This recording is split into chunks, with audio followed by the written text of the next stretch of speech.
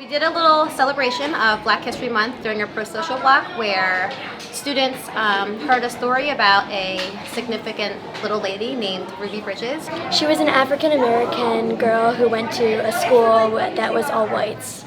She was one of the first ones.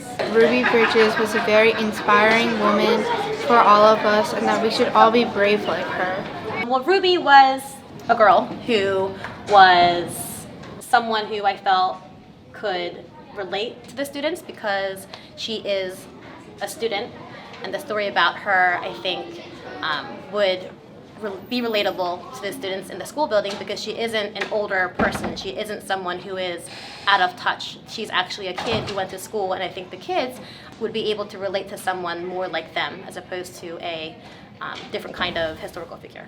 Every day for weeks that turned into months, Ruby experienced that kind of school day. She walked to the France school surrounded by marshals, wearing a clean dress and a bow in her hair and carrying a lunch pail. Ruby walked slowly for the first few blocks. As Ruby approached the school, she saw a crowd of people marching up and down the street. Men and women and children shouted at her.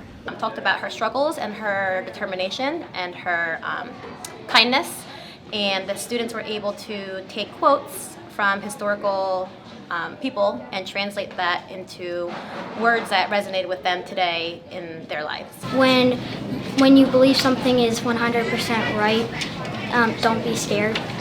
Love is stronger than hate. When you feel that you are 100% right and that you know that you've done nothing wrong, you should never be scared, always be confident.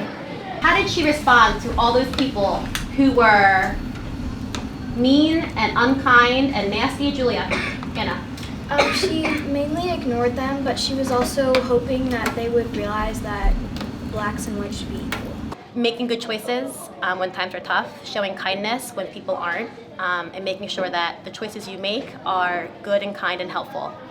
Not just today, not just this month, but in general.